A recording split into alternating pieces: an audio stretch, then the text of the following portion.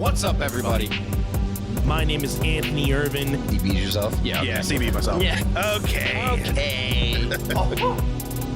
I'm Jim Green. Don't even need a hit of traffic light. Okay, good. Welcome to One set.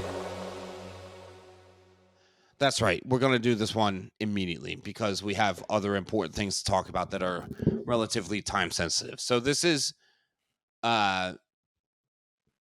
relevant to now. I will say I've only seen the things that I heard about All In.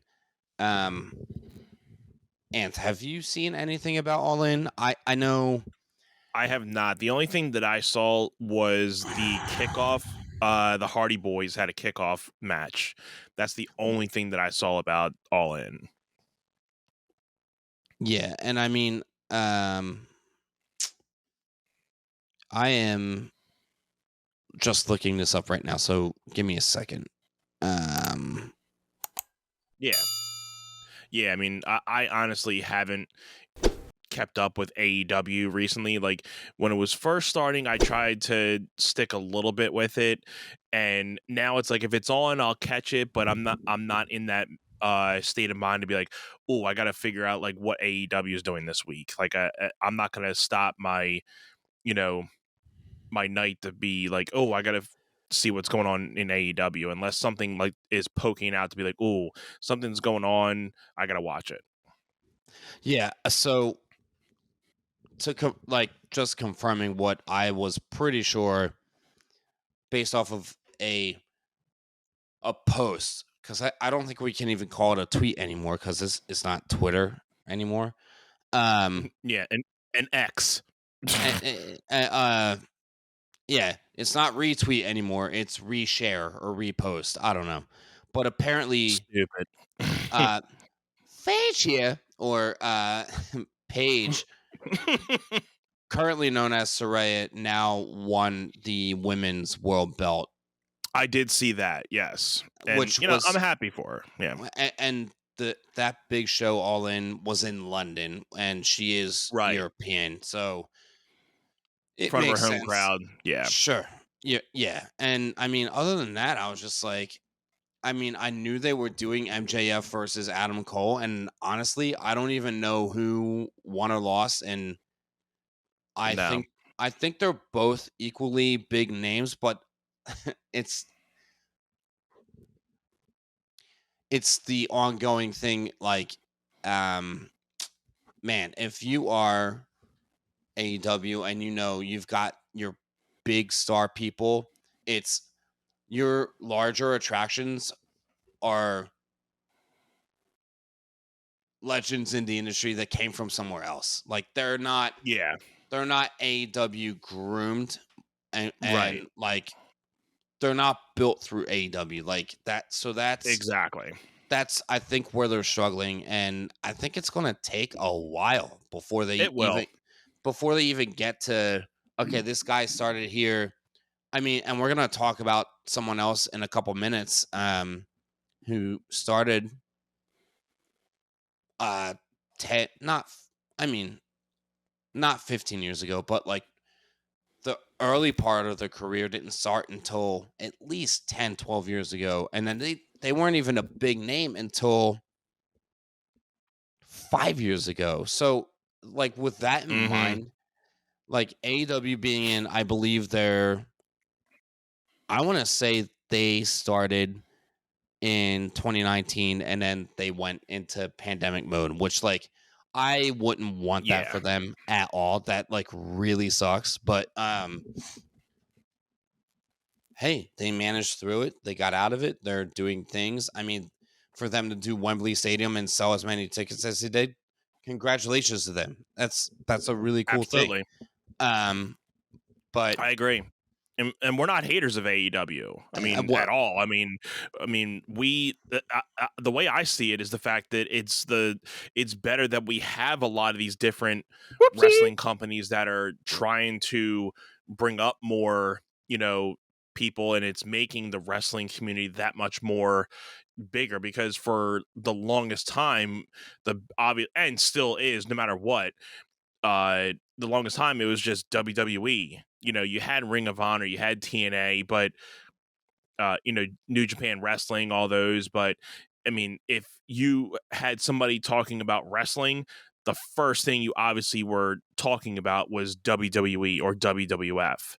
You know, then if the top bigger wrestling stars would get into the smaller shows and the indie stuff. But you know, it's good that people are talking about the indies and AEW and TNA and Ring of Honor and New Japan, that they're almost in the same conversations as WWE now, more so now than what they were a couple years ago. So and the internet helps in the same way that anything else is done, that more people are talking about it and it's getting more eyes on everybody's product.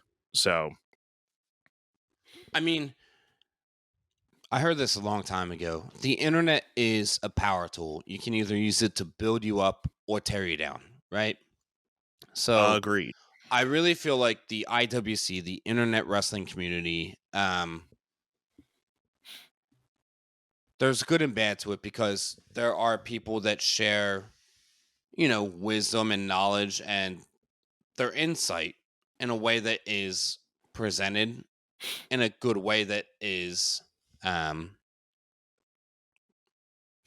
for a lack of a better way of saying it, presented just well, you know, versus there's people that are out there just like, if they disagree with a thing or if they don't like a thing, it's how they present their, you know, their grievances first, like towards whether it's a certain wrestler, a certain company, a certain faction, how things are being handled in the last X months, weeks, years. I know that was like out of order, but still. For me, like, I like to read up on this stuff, but at the same time, I also read it and I'm like, all right, I can see where some of this stuff is going and coming from, but also I try not to invest too much stock in it in case if it's just a big hoax and a big rumor, right? Right. And that's why I have a couple friends that they actually are longtime wrestling fans, and are like, I don't even look at the internet stuff because I just want to see how it's presented week to week on television or pay-per-view to pay-per-view. And I'm talking WWE at this point, obviously, because they are Right. like week to week, month to month, with like their premium live events at this point. And I know people that they just watch WrestleMania because they know they're getting like the best show, and they're like, okay, show me what you just did in the last year to make me care about maybe why I should watch weekly next year, like next season now, you know? And hey, there was, I know, and you and I have talked about this, there was a time where you and I were both very out of it. And all I had to do was go to WWE.com and go to the Raw results and the SmackDown results. And like, I would just keep up to know like kind of what was going on. But I was just like, that was just storyline. I didn't have to watch the matches because I just felt like the matches were just like predictable in a way. That, and they were so focused on the storyline stuff that the wrestling matches felt like such an afterthought. Whereas now I feel like the matches have good quality, and I feel like the storytelling. I should say before the pandemic, like when you and I started back watching, I want to say it was Mania. Well, for you it was 29 when The Rock came back and faced Cena, right? Like you went to that one, or it was 28, which was them in Miami, which was their first match. And then the next year they were in New Jersey. Yeah. And that's the one that me and Jen went to. Correct. So 2012, you were like, dude, The Rock's back. Have you ever wanted to start your podcast but didn't know where to start? The One Step Bros are here to talk to you about Zencastr. Zencastr is the ultimate base podcasting solution and now the all-in-one podcasting platform, making podcasting easy. They've sure made it easy for us to be able to record our podcast and our episodes every week for you guys. Once you've set up your account, you're simply one click away from recording a high-quality podcast with studio-quality sound and up to 4K video with your guests.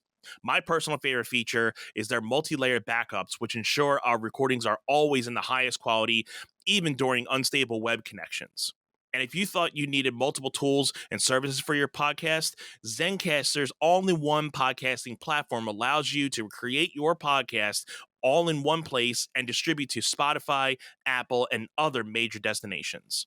Go to Zencastr.com/pricing and use our code OneSetPod, and you'll get 30% off your first month of any Zencastr paid plan. I want you to have the same easy experiences we do with all our podcasting and content needs. It's time to share your story. All right, Anth, we got to talk about Liquid IV here, the #1 powered hydration brand in America, now available sugar-free with 3 times the electrolytes of the leading sports drinks, plus all the 8 vitamins and nutrients for everyday wellness. Liquid IV hydrates 2 times faster than water alone.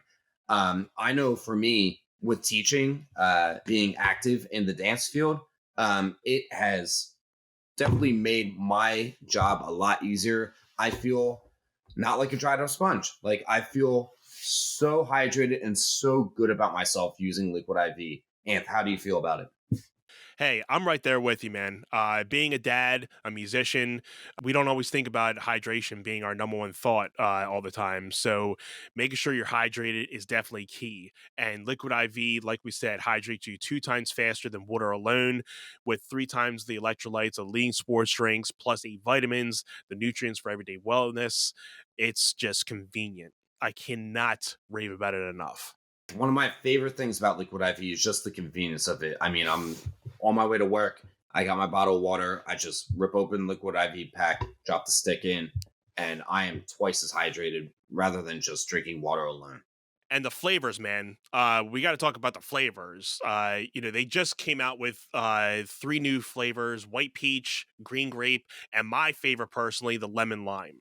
And we love the tangerine flavor. It's so good. It is just like summer right there in a nutshell. And one of the best things, there's no artificial sweeteners and 0 sugar, with a proprietary amino acid allulose blend for a sweet taste without the calories or raised blood glucose levels you get from sugar. Liquid IV believes that equitable access to clean and abundant water is the foundation for a healthier world. They partner with leading organizations to fund and foster innovative solutions that help communities protect both their water and their futures. To date, Liquid IV has donated over 39 million servings in 50 plus countries around the world. Get 20% off when you grab your Liquid IV hydration multiplier, sugar-free or any other variant, at liquidiv.com and use our code OneSetPod. That is the number 1 set pod at checkout. That's 20% off anything you order when you shop Better Hydration today using promo code OneSetPod at liquidiv.com. And I was just like, okay.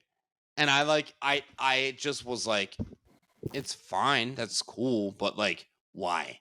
Make it make sense. Like, outside of The Rock and whoever he's feuding with, whether it's Punk or Cena, make me care about all of the other things. And I think it took them a while to get to that point, because after that it was Mania 30, which I watched at your parents' with you. Yes. And that's where the Undertaker streak was broken. That was 2014, which was right when WWE Network had launched, and that's where WWE was like, we're doing our own streaming platform. And I was like, that's how far ahead that they are with like technology, the way of the world, social media, pop culture. Like, that's where they'll always be ahead of everyone else before the other companies. Like, the other companies are going to try to do things like, they're going to try to build matches that are match stipulations that you haven't heard of. Yeah. And also from what I read was AEW did a lot more like hardcore spots and a lot more like bloodshed type stuff because Yeah. WWE is very PG and like Mhm. publicly traded, and I was gonna say, AEW's I mean, yeah. AEW's trying to push the envelope a little bit, right? What it's fine, but Mhm. they almost do it in a way that it's so obvious that it's like, we know why you're doing this. It's not even like, I feel like if they did it a little bit less frequently, it would feel more special when that stuff happened. It would make the feuds feel what's the word I'm looking for here? More attractive. I mean, like Yeah. I feel like I would be attracted to the show. Like I hear about this matchup and this matchup, and I see the stuff on Instagram, and I'm like, oh, next week on Dynamite, this versus this, and I'm like, It's not, if bringing me to be like, oh, I gotta watch it. yeah, I have watched the matches that they put on free TV. I watched the Kenny Omega and Bryan Danielson match, and holy hell, that was so good. But Yeah. they're not giving us that. And Rampage is pre-recorded for Fridays, and it doesn't air until 10 p.m. And I'm like, well, at that point, it's pre-recorded, so I'm just gonna see, if someone were to back in the day tweet or on X post, oh, this match on Rampage this Friday. It like if they were there live and they Right. say, oh, this match on Rampage this Friday that like I saw in real time. Whoa. And you know what I do? I wouldn't watch Rampage and I will wait for the next day and YouTube it and pull it up. Mhm. And I'd fast forward through the slow stuff. I'd be like, all right, it's like TiVo, Exactly. So, yeah. I think one of our podcasts that we always give a shout out to on our podcast, I think they said it pretty well about with AEW that to back up what you were talking about on the fact that I think people know what they're trying to do at those certain moments when they're trying to add more like hardcore matches or add a little more bloodshed, go a little bit more past the PG and going into PG-13, R-rated, like foul language and stuff. Kind of what they were saying, like if you can tell that they're just trying to do it to outbeat WWE or trying to continuously say like, hey, we're giving you what WWE can't give you, people are eventually going to tune out to that because they're going to see it's like, okay, we just know you're doing it to try to just get more people out of their seats to not listen to WWE, but nobody's ever going to put WWE out of the market.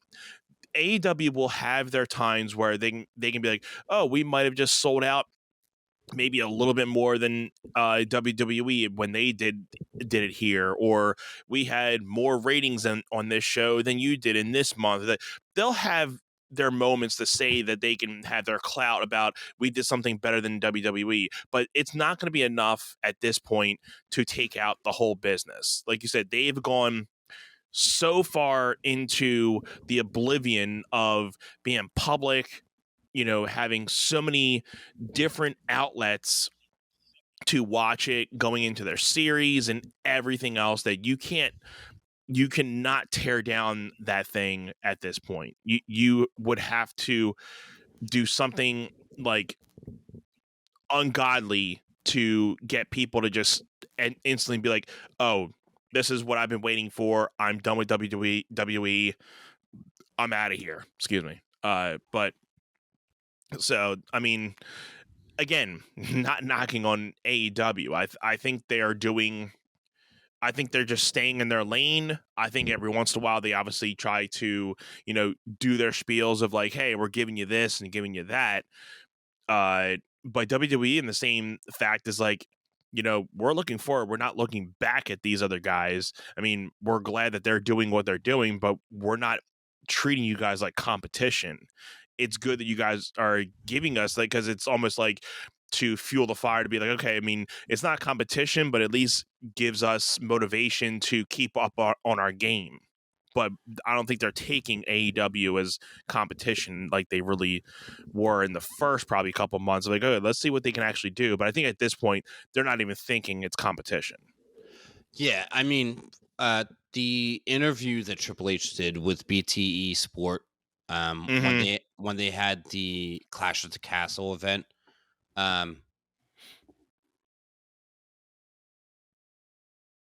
he handled that interview so. I mean, I was inspired by how he handled it, like from a professional standpoint, and just his answers were very like, yeah. I mean, he was like, I think he was asked.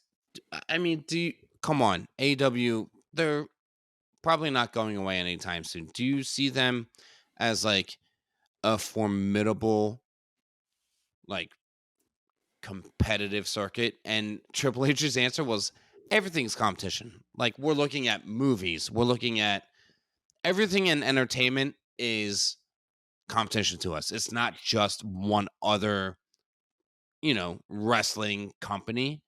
And for him to say that, it's like, yeah, their brains are really thinking full scope here. It's not just WWF versus WCW versus ECW like it was back in the day. It like, for him to answer it that way, I was like, that makes so much sense as to why the product looks the way that it does, because visually it's aesthetically clean. I mean, their video production team has just been top of the line for at least 25 years. The past, I mean, how long have we been watching now? 25, I want to say. At least. Yeah. 25. Yeah, we're in 2023. We started in 98. So in the last 25 years, just seeing their promo packages for their pay-per-views, their premium live events, their WrestleMania, like main events, like all of that stuff.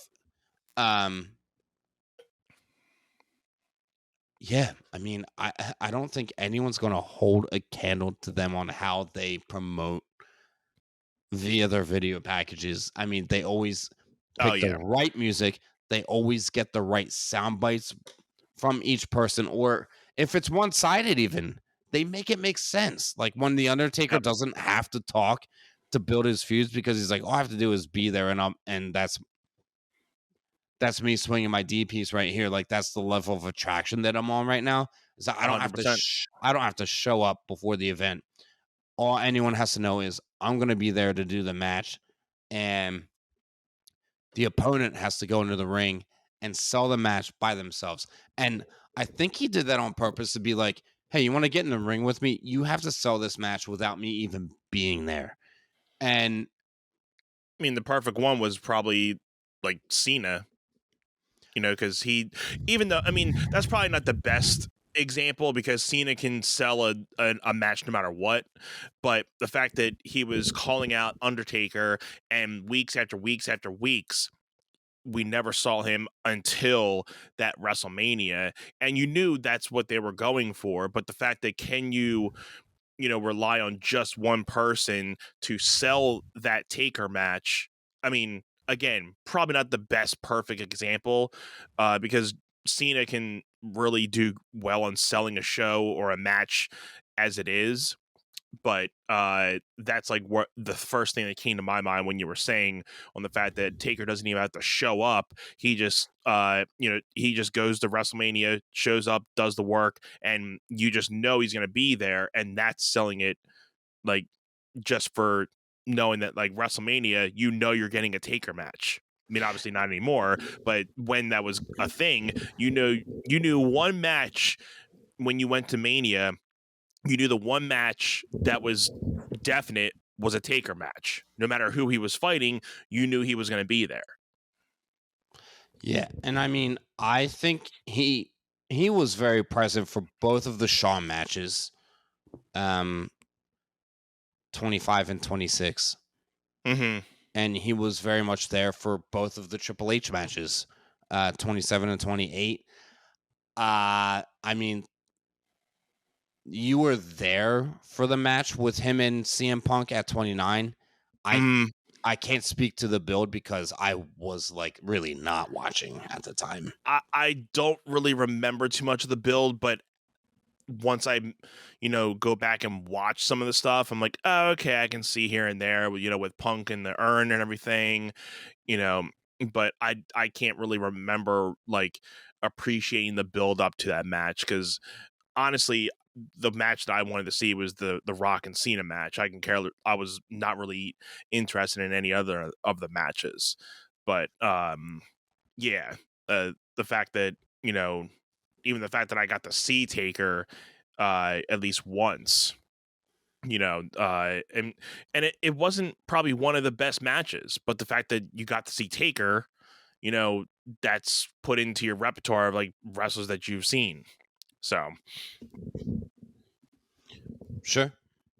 I mean, and I think beyond that, I know like going into the Mania feud between Brock and Taker that Heyman did the promo work. I think Taker showed up once and stabbed Brock with the contract pen and then slammed him through the table, and like that was it. Fine. I think that Undertaker versus Brock Lesnar, like, you didn't even have to build it. Everyone was just like, "Oh, that match is happening. I want to see it." Right? So they take didn't my have, money. yeah, they didn't have to invest a lot of TV time for that one. No. Let's skip over 31 for a second because we're going to get back to that one. 32 was the match with Shane. I mean, Shane McMahon's return is, I think, the biggest return, and we talk about this, the biggest return that I missed in real time that you saw in real time that I am so freaking pissed off about. Because I remember being at the Wawa up the street from your house. I was headed towards you, and you're like, "Oh my God, Shane McMahon is here." I remember and I was like, sending you the text, and I'm like, "Oh my God, he's not here." I was like, "You MFer right now." I was like, "All right, it looks like I'm only pumping a quarter tank." Clip. Yeah. Enough just to get to my apartment at the time. Yeah, that's it. And then I got there and I watched the replay and I was like, "Oh my God, Shane McMahon's back." And then, they did the way that they hyped up that match. It was cool. Like, Shane wanted control of Monday Night Raw and the whole crowd lost it. And Vince was like, "I'll give it to you, but you have to go one-on-one with The Undertaker in Hell in a Cell." Right? So at that point, I was just like, yeah, I don't think Shane's winning. Yeah. It was just right. And Undertaker had to do nothing. And then he entered the Rumble the next year, and then he got eliminated by Roman, and then we all knew, like, yep, they're doing the Roman Taker match. And then leading up to that Mania, we were like, I swear, if they close the show with that, just to have Roman beat The Undertaker, I was like, we're all going to riot. It happened. It happened. And then the next night on Raw, for 12 minutes straight, the crowd chanted booze. No, they chanted F you Roman. Oh yeah, that too. Yeah. And I just sat there and watched it on TV, and I was like, this guy's really taking it in the chin right now. Like, real bad. And then he said, "This is my yard," and then just dropped the mic. And that's all he had to say. And everybody just wanted to kill that dude. Yeah. And then he went on to 34. Roman went on to 34 to lose to Brock. And at that point, I figured, you beat Taker, you're going on to ultimately beat Brock Lesnar next year. And I think that they were wrong for booking it that way. I think Roman should have won just then. Instead, they saved it for SummerSlam 4 months later. And I was like, I mean, this is a Mania moment, taking the belt off of Brock. I mean, yeah, they did the whole, like, Goldberg squash, which was like, I mean, you and I watched that together, and we lost our minds, right? And that was before. That was did not expect it to just be like that quick of a match. less than a minute and a half, and that was before We knew Mania. it wasn't going to be a long match, but we didn't think it was going to be like a less than 2 minutes. We didn't think it was going to be a standard Goldberg match where they just spear, jackhammer, 1, 2, 3, boom, and I won. Yeah. And to me, when that happened, and that was the Survivor Series main event before Mania 33, and I was just like, there's no way they're not paying this off with Brock getting the comeuppance on Goldberg at Mania, which is what they wound up doing, and I was fine with it. Because that match happened, but they had the Roman Taker match set, and I think we all knew that was the match that was like, all right, this is going to be Taker's, like, he's not just losing to Brock Lesnar, which I think everyone digested by then, like, okay, it's Brock Lesnar, like, come on, like, that makes sense. They had a huge feud after that. Just straight up losing to Roman, and the match was bad. And if you haven't seen The Last Ride, which is like the Taker documentary, he talks about, like, hey, I'm going to hang my boots up and make sure that I do a good send-off, before I actually do it. Mm-hmm. And which was like sad to say, that he would, like, you were chasing that moment for so long, and then he'd be up and down, then up and down and up and down, and and we're not.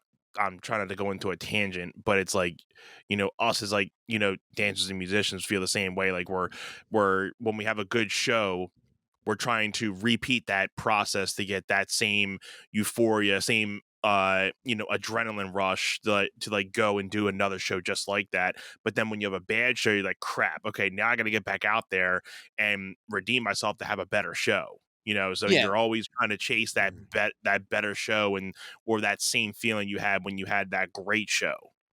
Yeah, and it's just us as entertainers aspiring to be better than we were before. And it's like, well, okay, do we overthink it? Do we overanalyze, like, the formality of, like, how do we technically approach our execution? Do we approach just living in the moment and absorbing the energy of the crowd around us and our surroundings, and letting that, like, channel us and make us feel good about what we're doing, right? Right. It's just hard to do both of those things all of the time. And so I feel like Taker, I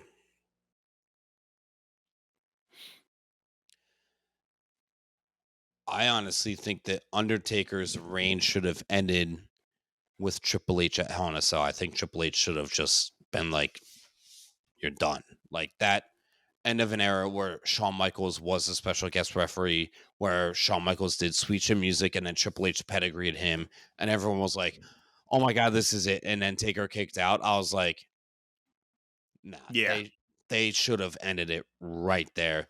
And maybe not in that fashion. Maybe they found another way to make it look like Taker was about to win, and then maybe he just slipped up on a choke slam or a tombstone, and then it got reversed into something. And then it just put him down and out, or it went 1, 2, 3, and then he went to kick out after the 3, but it's like, nah, that was the 3 and you're done, rather than he was lights out, which he was for, the Lesnar match, because he was literally unconscious, right? Yeah, but it was nuts. I think that, and there's a lot of debate about people saying, oh, well, no, someone like Randy Orton should have ended the Undertaker streak, right? And I'm not opposed to that theory at all. But, like, I don't think that Brock Lesnar needed to do it, right? Like, as much as he was, like, the guy, and they were trying to be like, okay, well, if he can take Undertaker out, now we have him as the beast that nobody can beat. And then it was right. okay. Well, we're gonna have Roman beat him after 2.5 years or Right. 4. I think it. No, because Goldberg beat him first in the squash match, Mm-hmm. and then Roman finally beat him, and then once Roman beat the Undertaker, the next night on Raw, Paul Heyman came out and was like, "We're gonna find the 1 and 23-2 between Roman and Brock," and it seemed like a long-term story build because, I mean, if you fast forward from that night after Mania 33 until, I mean, they went all the way until SummerSlam after Mania 38, which was the bulldozer match. So Yeah.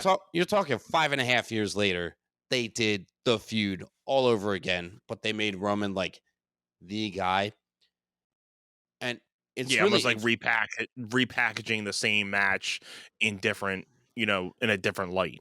Yeah, So, and it was like, oh well, Roman needs to look stronger, Brock needs to look vulnerable, and I'm like, at the end of the day, I'm like, I don't believe it. I think that Brock would still just absolutely demolish Roman, right?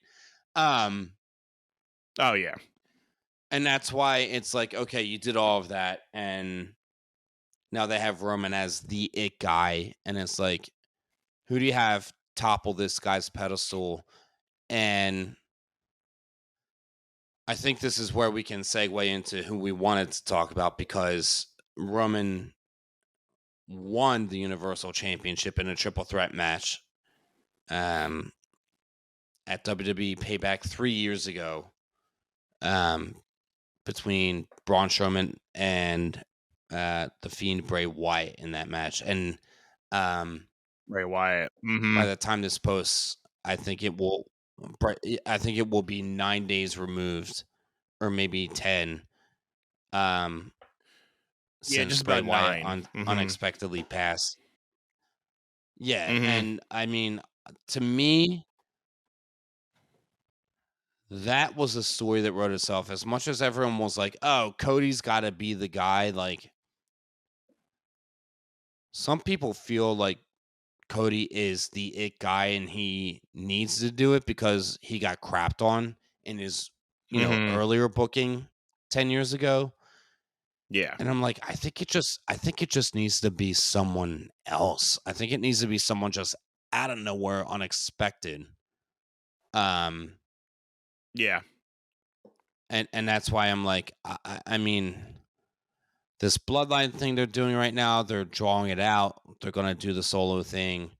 I mean, it's the fall, so Roman is on the Brock Lesnar schedule, where in the fall, like, he's really not around because they're just booking kind of like haphazard TV, because they know it's Monday Night Football, and hey, at least they have the premium live events on Saturdays and not Sundays, where Sunday Night Football was a thing. So they at least have that going for them. But still, it's like, I mean, especially with high school kids having like football games on Friday nights, like, who's watching SmackDown? Even if you can watch it after the fact, Yeah. it's kind of like, how do you make us care? And what are you going to do? Rely on your social media at that point? Any rate, I think that Cody Rhodes should go to face Roman and lose again, and then they build towards Mania 41 and have Bo Dallas like actually take the belt off of Roman at this point. Like, that to me would just be poetic justice. Write the story off, because Roman won the belt in the triple threat match. Bray is no longer here to unwrite that wrong, and Braun didn't have the belt. I mean, you could throw Braun into the mix just to make it be like, hey,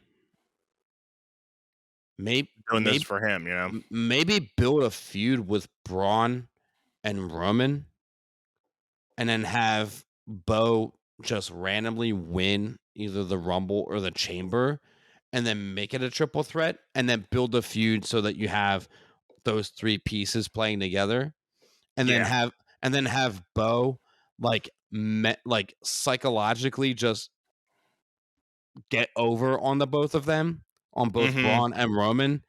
And yeah, I mean, I don't even care. I mean, I do. Because Yeah, you can do a lot of things if you wanted to go that way. Braun will be like, okay, I'll eat the pin if it means Bo gets the ultimate win and Roman loses without losing. Yeah. But I think Roman needs to lose, like, himself in order for it to feel like don't do the Seth cash in and and pinned Roman at Mania in order for Brock to lose. No, it can't go down that way. Roman has held a belt so long. Roman has to lose himself, even if it's not a one-on-one match. Make it a triple threat or a fatal four-way, and stack the odds against him. But yeah, if someone else is going to come out the winner, I think Roman still needs to eat the pin, and it protects him if there's other people involved. That way, it's not, he was beat one-on-one. Although I think that would establish more credibility to whoever does actually beat him and take the belt off of him. Yeah, man, this whole Bray thing, I don't know. I am still pretty beat up about it. I don't know. I'm still trying to process it. It's just, like we were literally like probably I think 2-3 episodes I was mentioning, saying like, hey, Bray, I'm a fan of yours. This was when he was kind of off TV, and we were kind of lacklustered about the whole Uncle Howdy thing and how it kind of panned out. And we're like, hey, this is my last kind of rivalry, because it's been kind of up and down since The Fiend. And I don't even blame him for how The Fiend went down, because I feel that was just, how the storyline went. I wish it would have went a little different, because he was just so hot in the beginning with it, and then it just started going downhill with it. But knowing that we will never get any of that stuff resolved, or get any type of reference to any of that stuff anymore, is just like mind-boggling to know that like we'll never see any like Wyatt family stuff, or like I said, the only way we will is if like Braun and Eric Rowan form like a tag team, and they kind of do something in honoring of Bray's type of thing, and Luke Harper, like they kind of form a tag team and do something in the honor of that. But even that'll be different, or something like you were saying with like Bo doing some type of honorary thing with on the things of Bray. Still, it will be a little weird. It won't be the same, but there'd have to be something you'd have to do in his honor to make it feel like, okay, this is right. Instead of it just being a typical like, oh, I'm doing this for Bray. Like, we all know that, but like, I don't know.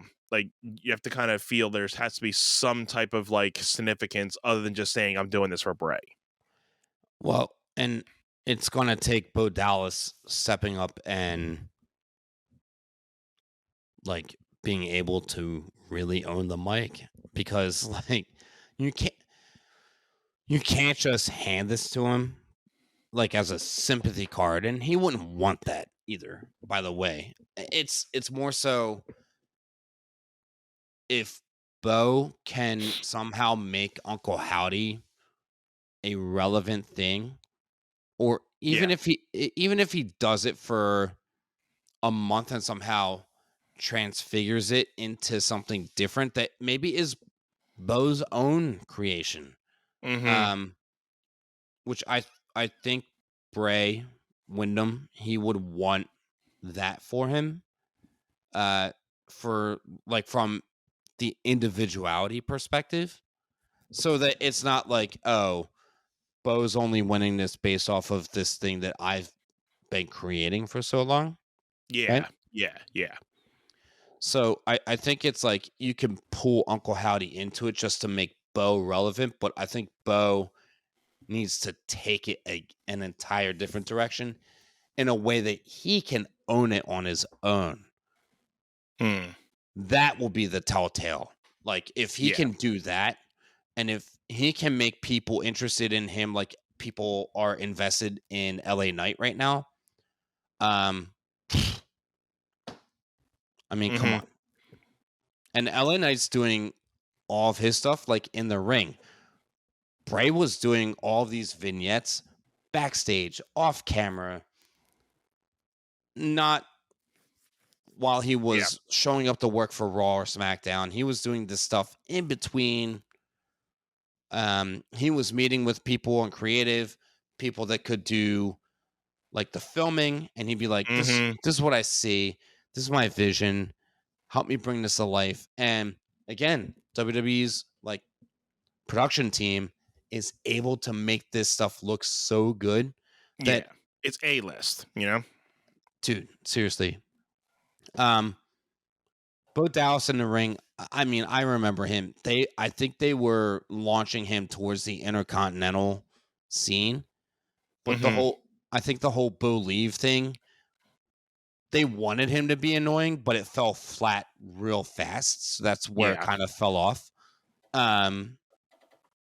But the guy can wrestle, so he has in-ring talent, right? So it'll be interesting to see if, and I mean, hey, he's got to grieve himself. That's his brother he just lost, right? Like, so absolutely. For people to be like, oh, Uncle Howdy's coming out like next week, I'm like, dude, no, it's gonna be a while if that does happen, right? Like, so especially in the fall,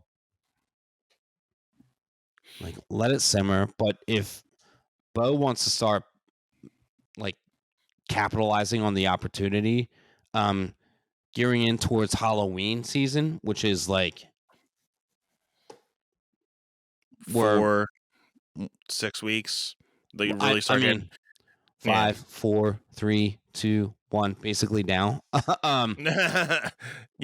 Once you get past the end of summer, and you're at the end of September, it's basically like, okay, where's all the pumpkin stuff? And once you get to October 1st, forget it. Like, that's where it's like, okay, we're doing stuff now.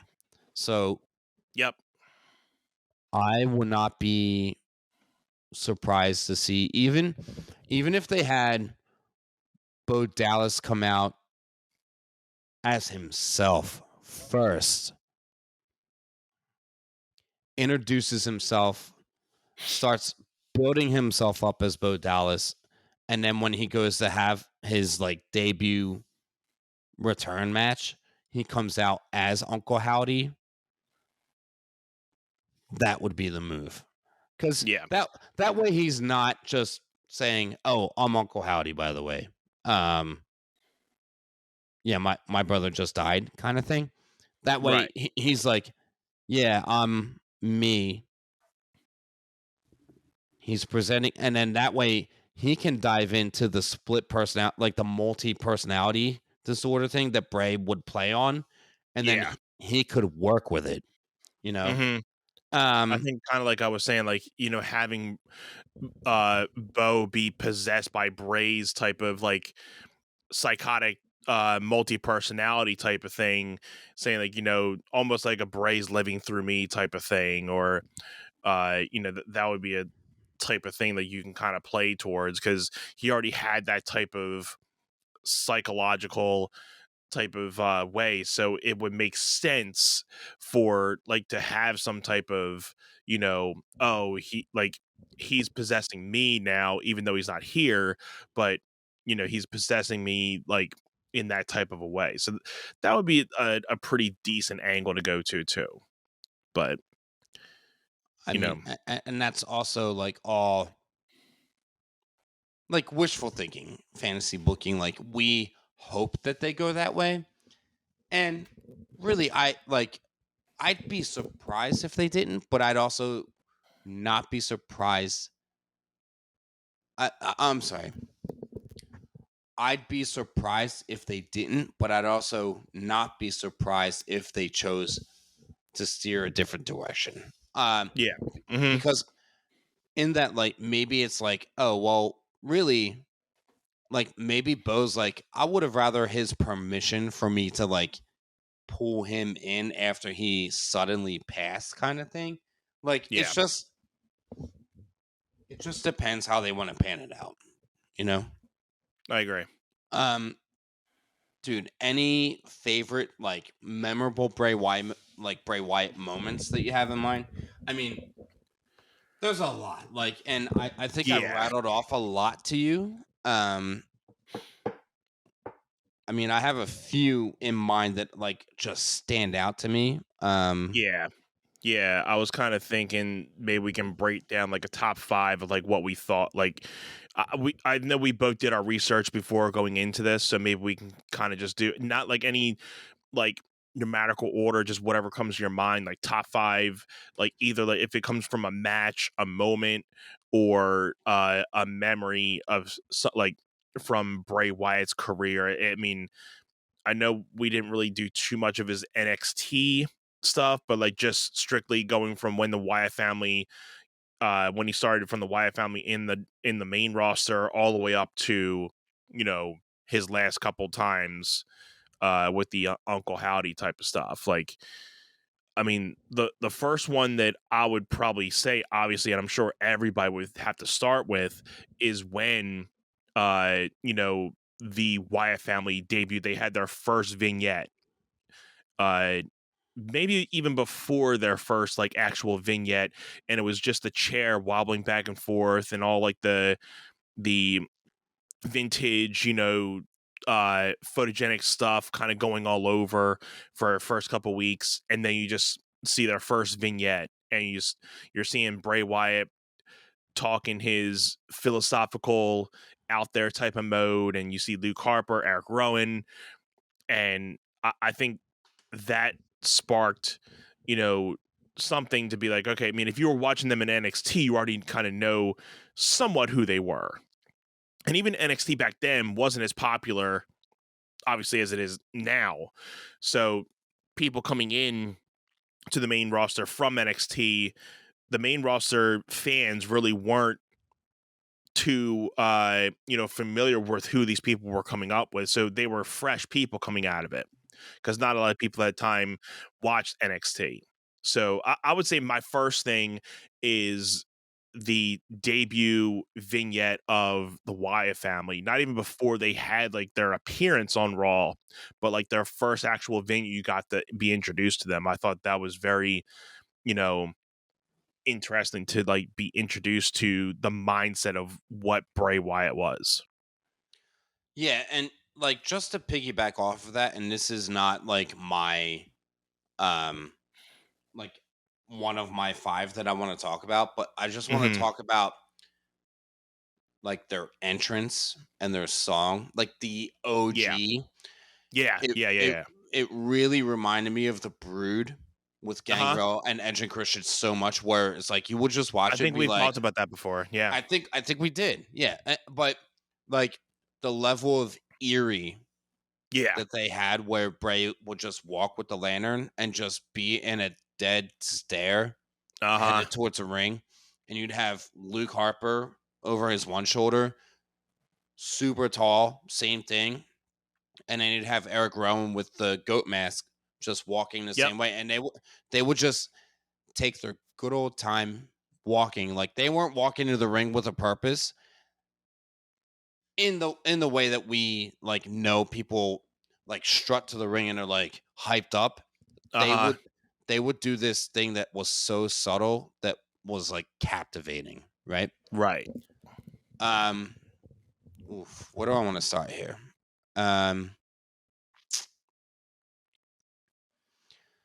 So Triple H had won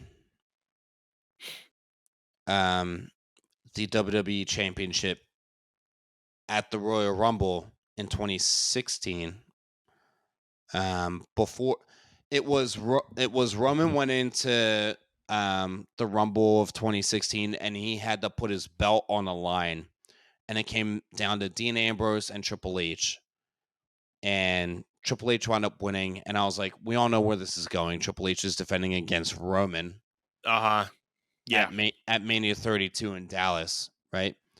But there was a moment where the Wyatt family got in the ring, and Triple H was standing there with the belt over his shoulder, and Bray just goes up and just gently pets the belt. And it was the first time that Bray acknowledged that, like, he wanted championship gold, as much as everyone knew how good that he was, but everyone was kind of like, maybe he doesn't need a championship because he's just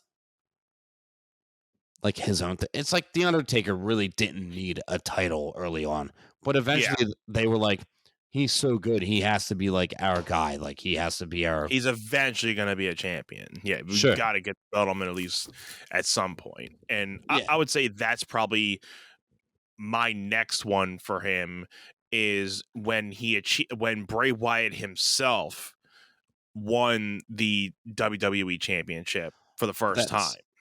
That's pretty. I mean, it's next on my list. I wouldn't say in order, but I have him winning at the Elimination Chamber, where he does this Sister Abigail to AJ Styles, and then he gets the 1, 2, 3, and I'm like, Bray wins the belt. It was, and again, that was also very like, okay, Bray won because they're setting up for the match with Randy at WrestleMania, and they're going to make that the WWE Championship match, which was like, again, that was the WWE Championship match. We had the Universal Championship match with Brock and Goldberg that year, and then we had the Roman and Undertaker match. So Bray's title run was very overshadowed in that time. So it wasn't anything spectacular or be like, oh, like it was I mean, it wasn't short lived, but it wasn't a long title reign either.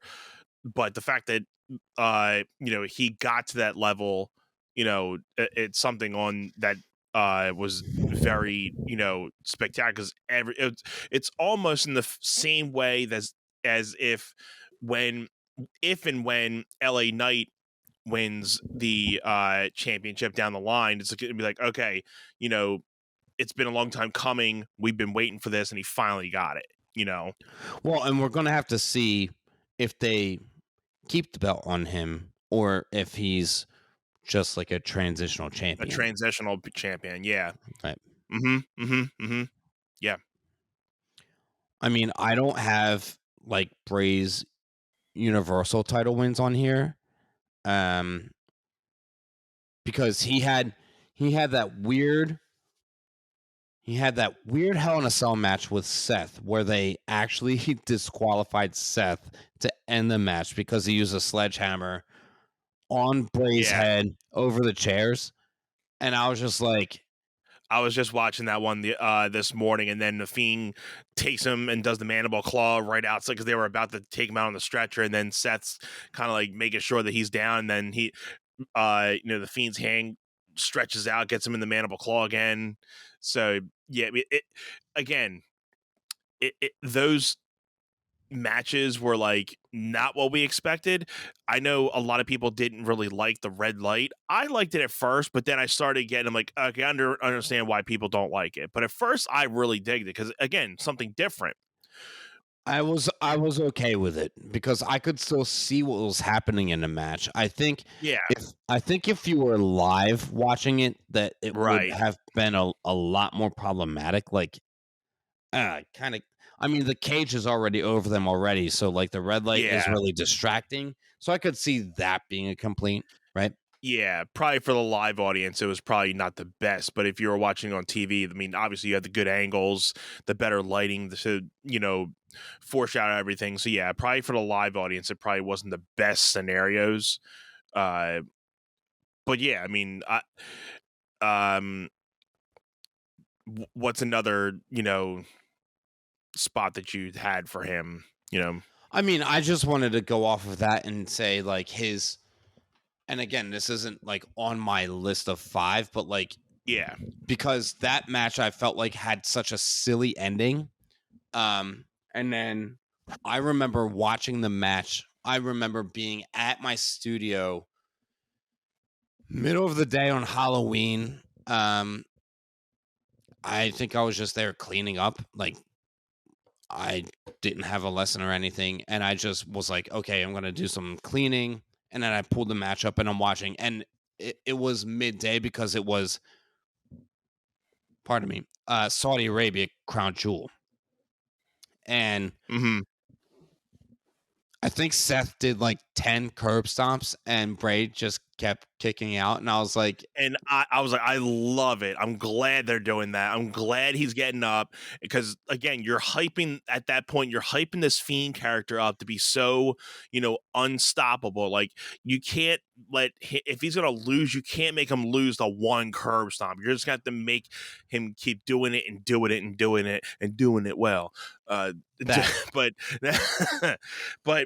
I was definitely a fan of like, hey, just keep on trying it, and like he just keeps on getting up. Loved it. I loved everything about him just not even being inflicted by any pain of those things. Yeah, and I think I'm so glad that you said that, because if we can talk about his reign once he beat Seth and he won, and I'm like, oh my God, the Fiend won the Universal Championship on Halloween, and I'm here watching it just at the studio in the middle of the day. I was like, I'm a happy guy right now, Yeah. So he goes on and he feuds with The Miz, and he winds up having a match with The Miz as like his like Mr. Rogers Bray Wyatt persona with the blue strap and not the Fiend, which I thought was super cool that they were able to be like, okay, well, you're gonna basically be Mick Foley and you're gonna be Mankind, you're gonna be Dude Love, you're gonna be Cactus Jack, you're gonna play all of these parts. And I'm gonna say the thing that's irritating first, and then I'm gonna get to my next thing. They made Bray or the Fiend look unstoppable with all of these curb stomps, and then they had him lose to to Goldberg. I was gonna say Goldberg very quick. I'm like, yeah, that again. I always say that was like the down, like where everything started going down once he lost that to Goldberg that quick. I'm like, again, like you just said, he kicked out of 10 curb stomps, but then he couldn't kick out of one spear or jackhammer. That's what was too much for him. It didn't make sense. So, and we were both saying it the whole time, like, please don't kill this thing. Just let him if you need to take him to the top, take him to the top. But just even before that, I was saying, I just liked how the fact that the Fiend, and we'll get more into the Fiend, like favorite moments, but we're just going to keep on talking certain moments and things.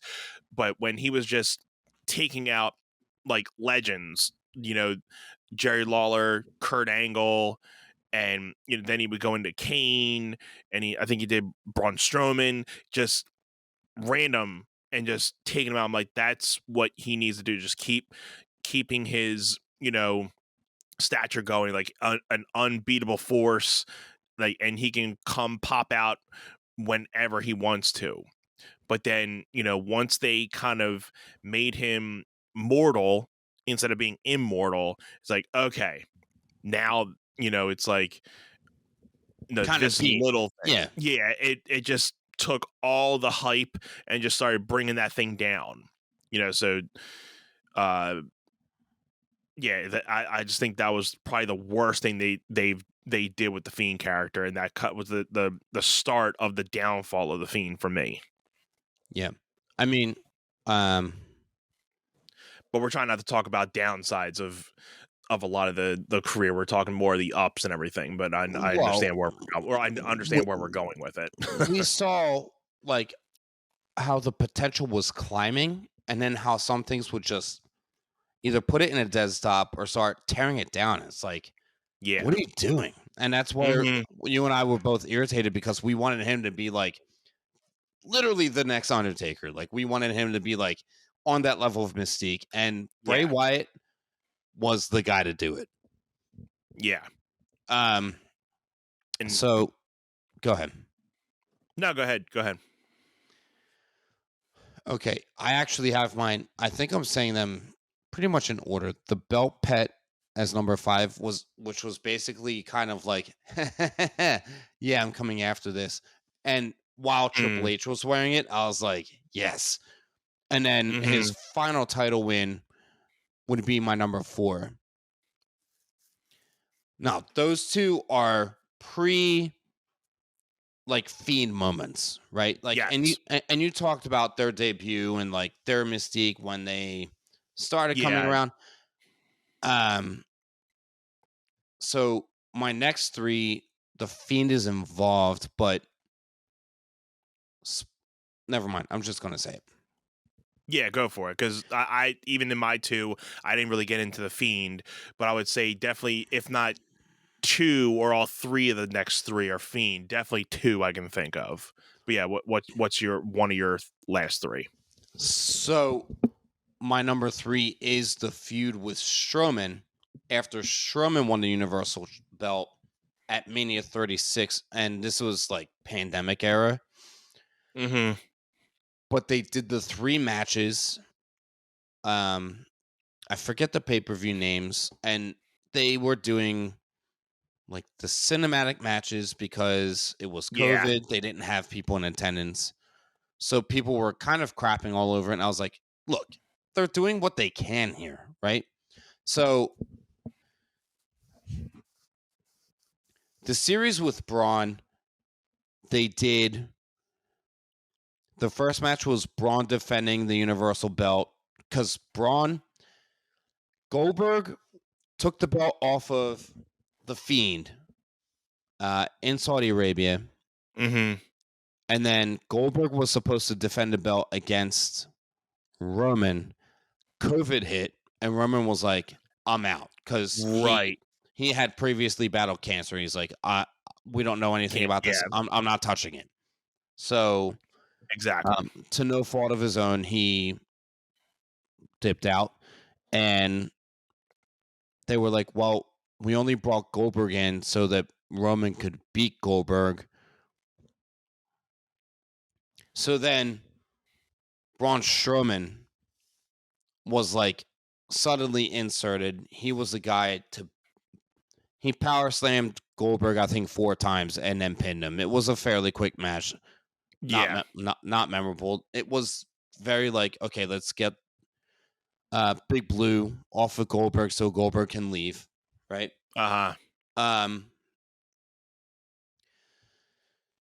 So then Braun winds up defending against Firefly Funhouse Bray, which is like the Mr. Rogers Bray, in the first match, and Braun wins.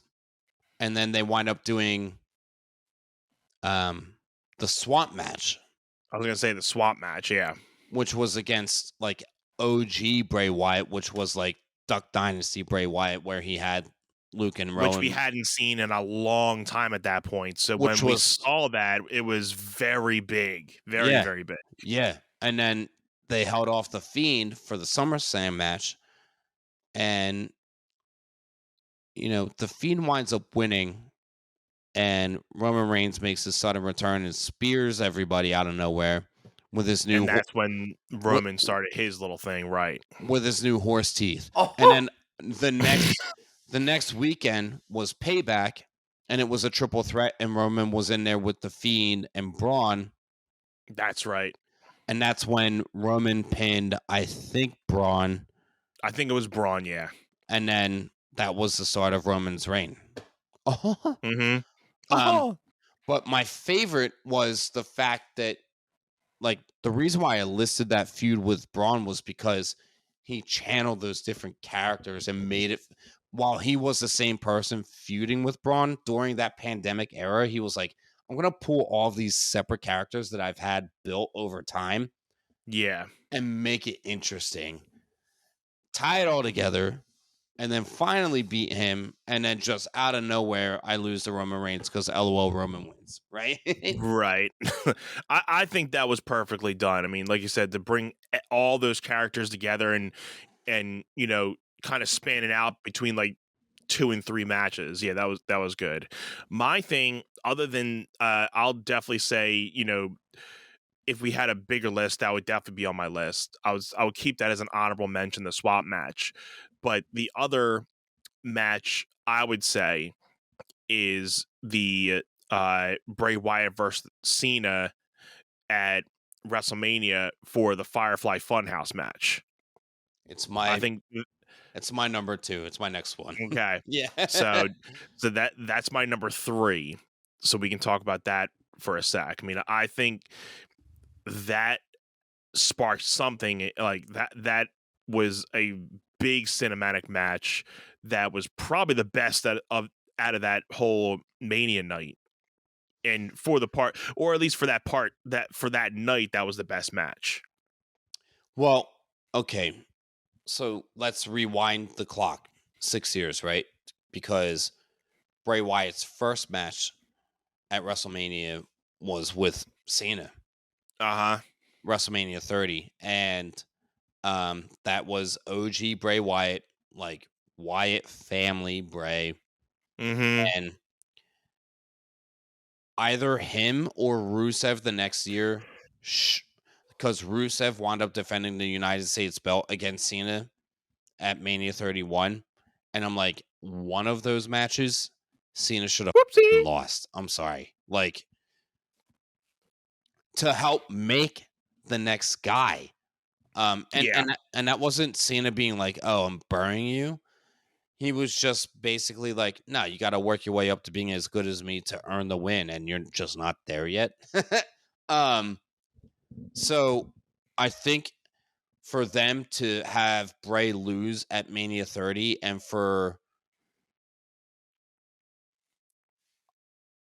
I think it was very random how they had the Fiend lose to Goldberg, the Universal belt. And then John Cena came out, and then suddenly like the Fiend is out there staring at him at the ramp, and he points up to the WrestleMania sign. I was like, they could have at least built it better. Like, I feel like that was very lazy. But the match itself, especially, you're 2 weeks into COVID, and they don't know what the hell they're doing.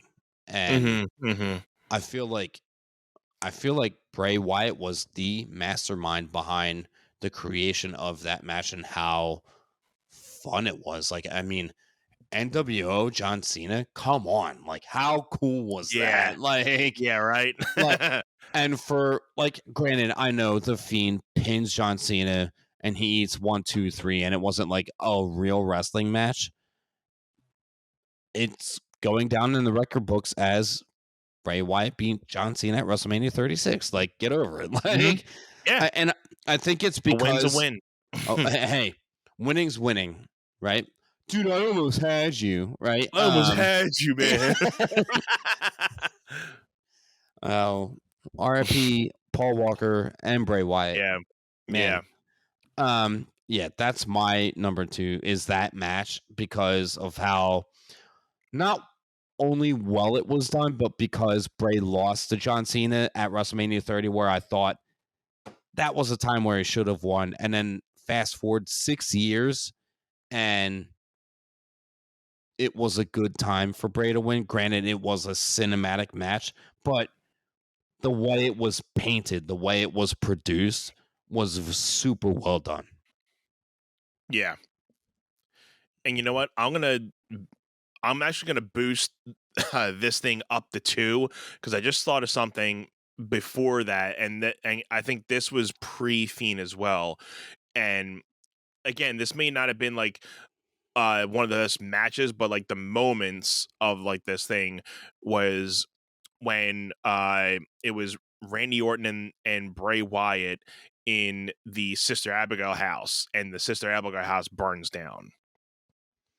I think that was a a cool moment for that type of Randy Orton and Bray Wyatt feud, because it later gets, you know, put in with the Fiend, but the OG part of their feud with the fact that he burnt down the Sister Abigail house, and you just see Randy in with amongst the flames and just kind of like everything that was perfect. Yeah, I think that they were gradually trying to attempt like cinematic matches, and that was before COVID, right? So they were trying to say, okay, how can we make, because they did the empty stadium matches between like the one for the WWF championship between Mankind and The Rock on Sunday Night Heat back in like 1999, and that was like a pre-recorded thing, and that was just like, oh, we're gonna film you just throwing each other all over the stadium here. So I feel like they took that and they were like, okay, how can we? I totally remember that too. How can we make this more cinema? And I think AEW is like trying to get on board with some stuff like that, which is fine. Like I think Matt Hardy has like the Hardy Complex matches. Forget what they're called, like the deletion matches, right? Right. Where they film them, because Hardy's like they have the ring outside in their backyard. So like they do stuff in their yard around the house, and then they wind up in the ring, and then they're wrestling, right? There was a Bray Wyatt thing in that too, right? Was it Hardy and Bray Wyatt? I mean, I know they were tag champs. That might have played into that. I think that played into the swamp match. Like, I'm pretty sure the Hardys played into the swamp match. Something like that. That Bray and Braun did. Yeah. Probably something like that sort. I'd have to go back and watch that. Yeah, same. So, yeah, so then that was my number 3. The number 2, I bumped up from the 3, which was the John Cena match. So, we have one more. So, what's your number 1? It's literally the entire Firefly Funhouse and the debut of The Fiend, period, is my number 1. I mean, yeah, there's no other point for me where like I picked up my phone and I messaged you and I was like, actually, I think it was the other way around. I think you were like, did you just see that? And I was like, yeah, actually, I missed it. And you were like, dude. And then I watched it back and I was like, stop what you're doing and watch that. Yeah, because the vignettes leading up to it was just him as like the Mr. Rogers stuff. So I was like, okay, so he's going to debut as this guy, but out of nowhere, we did not think we were getting like the Fiend spin. Like, and that's, we didn't see a we didn't see like a 2 psychopath type of thing going down yet. He kind of started off with saying like, yeah, I have a lot of like things going on in my head and everything, but the you know, 2-parter you know, type of thing didn't really come into play until that episode. I think it was the 4th Firefly episode. Yeah, and it's episode 4. So when and again, saw it again this morning because I did the whole video like doing, it was like a half hour of all the Firefly Funhouse episodes, and you know, it's probably has to be one of, if not the best vignette stories of all time. I mean, to me there's nothing that even touches it, and no, specifically, and granted, I will say, and this is to no disrespect to him, when you do vignette shootings, obviously you can do multiple takes. Like you can watch it back and be like, let's try it again. Whereas if you're on live TV, you don't get to do that. No. But the next time you watch those vignettes through, don't just listen to the words that Bray's saying. Watch how his facial facial expressions Yes. adjust. And to me, I was just like, dude, no one else can do this. No one else No. is doing this. And that's the why same thing I was looking at too. Like when, like at the ends, like even just at the ends of the certain things, like all you have to do is, and as the episodes got more in depth, he got more enraged into that. Like the first couple were like, just let me in. Then when it got to like 4, 5, and 6, like all you have to do is just let me in. I'm And so glad I'm that like, you picked up on that oh because my God. I thought not that I thought I was the only one that picked up on it, but I was like, I hope that he Yeah. grasps onto that because over time he was just he was like, let me in. And then it was like, all you have to do is let me in. And then it turned into let me in.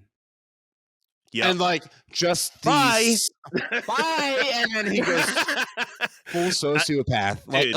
Dude, it's just perfect. I mean, I don't know who can top that stuff, and nobody can portray that at all. There's nobody that can redo another Bray thing like that. Like you can't say like, oh well, Alexa Bliss can redo it. I'll give her. She saved a lot of the stuff that Bray was doing when he was not doing a lot of the Funhouse stuff. I will give her that. She saved the Bray Wyatt Funhouse, concept because she did an awesome job at it. But I definitely don't see her. And she tried to let it keep on going when Bray got fired from WWE. She kept the thing rolling. But after a while, it's like, okay, this is done. They need to get her out of this stuff because now it's getting boring. Because it's not Bray's vision. It's just the creative trying to keep it rolling. It's not the same thing anymore.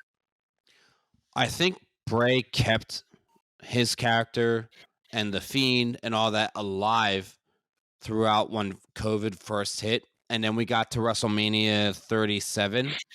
And then he had his match with Randy. Yeah. And he was like burnt up Fiend. And then he walked through the Weekend's tunnel and then turned into the actual Fiend. And he was supposed to win that match.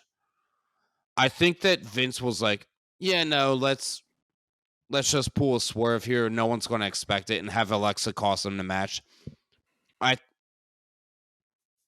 stand, our buddy Frank, I still stand by him. That absolutely just deflated me for that WrestleMania that year because I was so looking forward to, because the Mania before that was Mania 36, which was nobody in attendance. It was the COVID Mania. So we were at Raymond James Stadium in Tampa, Florida for Mania 37. There were limited seats, and I was like, you need to get this right. And that was like I think that was like the second match or something like that. And they had Randy win. And I was just like, what? It was definitely a damper into like, because everybody was expecting like you had this big return of the Fiend, and you had the whole Alexa thing going, and Randy's been doing the Alexa and Randy been going back and forth for those couple weeks, months with everything, and you finally get the return of the Fiend, and then it's just like, and we're like, what happened? And then months later, you get Bray saying the fact that he let the Fiend die that day, so he can never do it again. And then that was the last time we saw the Fiend. And then what was it? Maybe a year. We started getting some new vignettes about the whole Uncle Howdy and all that, like new jazz type. I think that's when we started getting within the next year. So WrestleMania 37 happened in April of 2021. Okay. Mm-hmm. And then Bray Wyatt took a leave. And this was because Brody had passed away. And apparently Bray was not doing well with that, like mentally. So they gave him time off to grieve and to get good with it. So I think 6 months passed, and we get to October of 2021, and they let him go. Like it was Yeah. announced that he It, was released. Okay. it was one of the wrestlers in those big like superstar business model, like letting a lot of these superstars go. He was one of the ones that got let go along with Braun Strowman, I think, or he wasn't in the same like thing, but he was one of they were both let go Yeah, within no, those times, but I think they on were both different let go occasions. about the same time. And so Yeah. let's fast forward.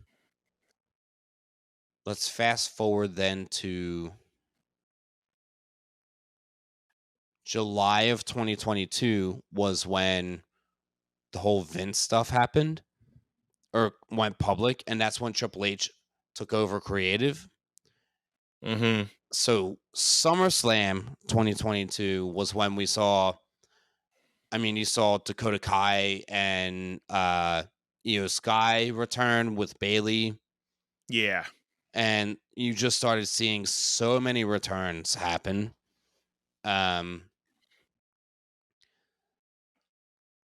So they did Clash at the Castle. I want to say it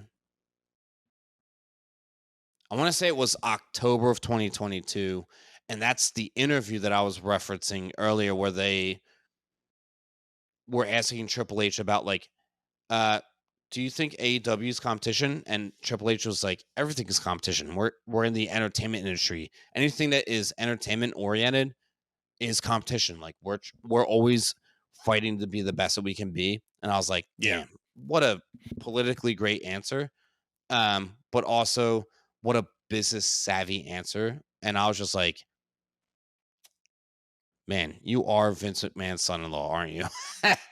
um, and but they asked him in the interview about people returning, and the one was Sasha Banks, and she wound up going to Japan and doing New Mm-hmm. Japan. They asked about Braun Strowman, and he wound up returning literally like I think that week after that. He asked about he asked about Bray Wyatt, and Triple H was like, I mean, the thing with Bray is he'll have one idea and we'll sign on to it, and then he'll jump into 5 other different ideas because that's how his mind works. Like he's just constantly on the go with ideas, and I'm like, that is such like a bittersweet avenue to transcend because like what if you go down the wrong path all the time and you just pick all the wrong ideas? Yeah. But being a fly on the wall of his ideas would be insane. Like I would just want to see sure. his mindset of like coming up with these things, because obviously with how he started with the Wyatt family, going into the Fiend and Uncle Howdy, like they always have something connecting instead of it just being new characters and like everything is kind of like molded and connected everything, like everything that he's done. He's kind of always had the same mindset, but then kind of advancing it along the way. From the Wyatt family being like a cult type of thing, where the Bray Wyatt character in the Fiend like almost seemed like another type of cult type of thing because he's like, being that you guys are all my fireflies. Like it almost seemed like a cult type of thing, but I think it was more of the schizo thing that really made it more impactful instead of playing the cult avenue. It was more he was a schizo and trying to lead people into this Fiend character because it was more about revenge, and the Fiend was more about getting revenge on a lot of things that happened in the past, with when he was Bray Wyatt family type guy, and so he was like putting revenge on a lot of those things that happened where this uh Uncle Howdy and I guess another one, the another honorable mention was when he was on SmackDown and did that promo and just like, this is me stripped down, like a side of me you guys never seen before, and just did that impromptu promo. I think that was very true to him. Just saying, like, you know, like just to see the nervousness in his voice and the honorable thanks that he's giving everybody. Like, you've never seen that side of him. It's more always the played character, you know, speaking in tongues and philosophical hymns and stuff like that. But when he came out there and just started speaking as Bray, that was like, wow, like a side that you would never get to see. So I mean, just his brilliant mindset is like something you will never see again. It's unfortunate. That promo, it's almost alarming, as in, like, what if he knew, right, like, something was up with himself, and that was him just saying thank you to everyone before he couldn't. And I know that was like kind of a little ways back, but like almost like the Ultimate Warrior thing, which was very eerie, like doing that type of promo, and then within 24 hours he was gone. Yeah. Pardon me. I just think he kind of knew, like he had a feeling that something was up with him. I don't know. Hey. Ultimately, just got to say, and I just want to say his name right. Rest in peace, Windham Rotunda. I mean, yes. Sheesh. I think he has been my biggest inspiration as like a WWE superstar, in-ring competitor, wrestler, artist. In my adult life, seriously, because I could tell his imagination was just going in so many directions, and I was just like, yeah, I want to be on that level. And like, he in the ring, you know, he's not Chad Gable, he's not Kurt Angle, but he was far from bad. Like, he could do stuff, right? Right. He definitely was not a bad wrestler. Yeah. And importantly, he knew how to tell the story while he was doing the job. Not, oh, I just need to execute the wrestling stuff, which some people you can tell in the ring, like, they're just doing the choreography and they're like, executing to make sure you're good. He always made sure he played the part, you know? And I think that that's why Undertaker had that huge, you know, passing of the torch moment with him where he shook his hand and he whispered in his ear and nobody will ever know what he said, kind of thing. Right. Which I think is just so, like, such a super cool moment, by the way. Yeah. Definitely, you know, well deserved. I mean, I heard there were like through like again, the internet, which you can't always believe, that basically what Taker was saying is like, if you ever need, you know, advice, to, you know, always never hesitate to reach out. I'm sure there was an extent of that, but there had to have been a little bit more meaning behind what he told Bray that day. And I'm glad that, like, we may not ever even know, because that is like a moment between the Bray and Taker that should be left in that ring, that, you know, Taker will always remember. And, you know, for Bray, even though, like, he always said, like, obviously I'm not trying to be Undertaker, I'm trying to carve my own legacy like he has, and not be in the spotlight of somebody else, but trying to you know, gain and run my own legacy to have later down the line to say, hey, this is what Bray Wyatt did, instead of like, oh, well, he's just was always running in the limelight of the Undertaker. Yeah.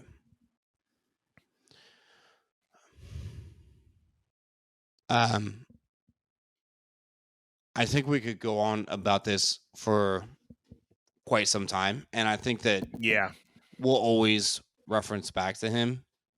I mean, absolutely.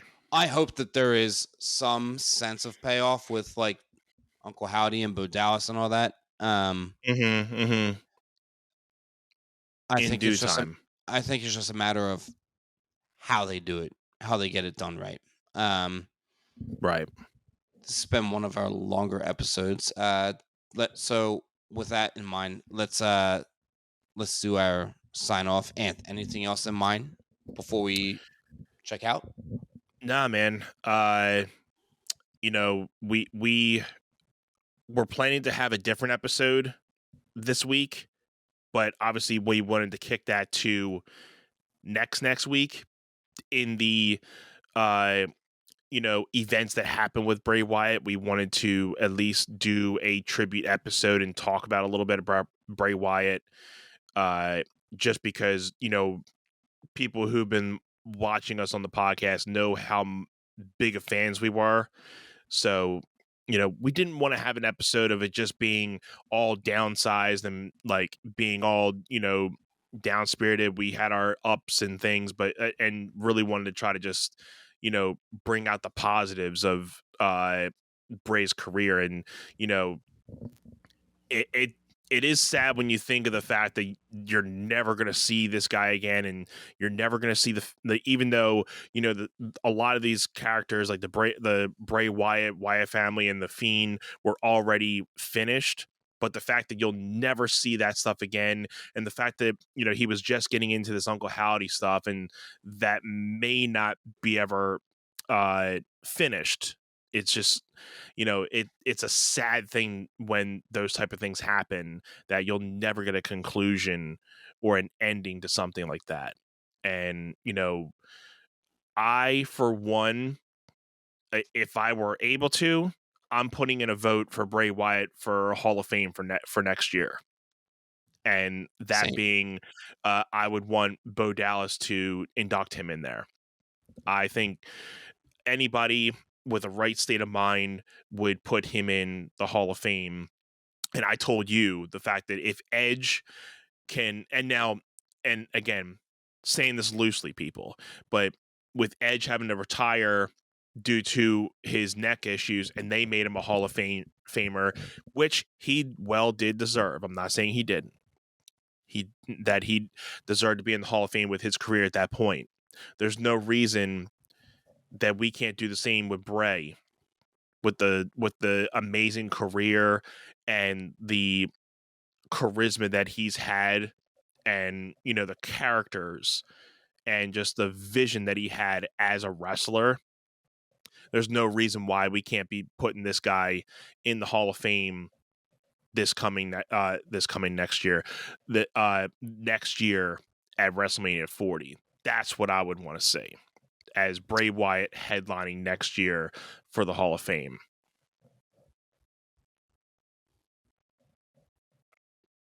Yeah, I don't know how else you would, unless someone of higher stature and importance passes between now and then it's like, well, Yeah. they have to be in, right? The only other thing that I would be wanting to see for next year, being that it's in Philly, would be having to have like Paul Heyman be put in there because of ECW. That would be a true thing, because ECW started in Philly. You would have Paul Heyman be put in the Hall of Fame. That was before Bray Wyatt. That's what I was saying, at least. Yeah, and I agree with that. I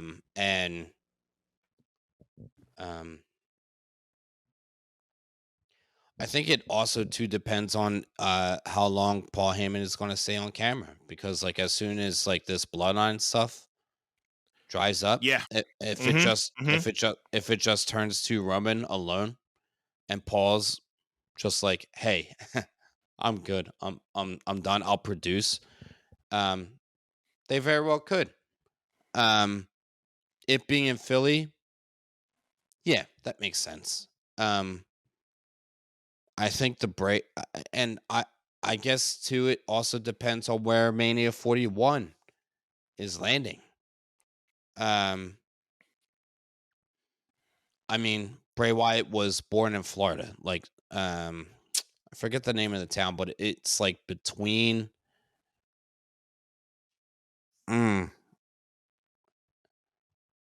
It's like between Tampa and Orlando. So if Orlando's in the middle and Tampa's over here, he was born. I have it pulled up right here, and not to stretch the episode out any longer. Nah, it's all good. But he was born in Brooksville, Florida. So when I looked that up, which I thought I had pulled up, I swore I had it. Sorry. That's all good. It doesn't take long to retrieve it. Yeah, let me see. It is okay. It's north of Tampa and west of Orlando. So, I mean, the fact that they just did Mania down in Florida for 36 or 37 rather, and then they did 38 in Dallas, and they did 39 in LA, and then they're about to do 40 in Philly. I mean, they're probably just. I mean.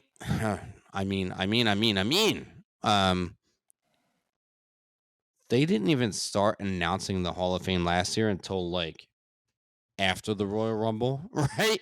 So it was pretty late. Yeah, it was late. Yeah, so there's time, but they're promoting WrestleMania already, like now. So, yep, we'll see.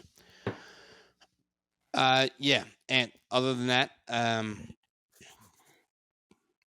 was thinking, the only way fitting to let us end this is singing that old tune that we all love.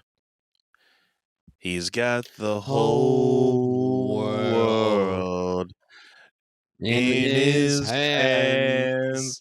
He's got the whole wide world in his hands.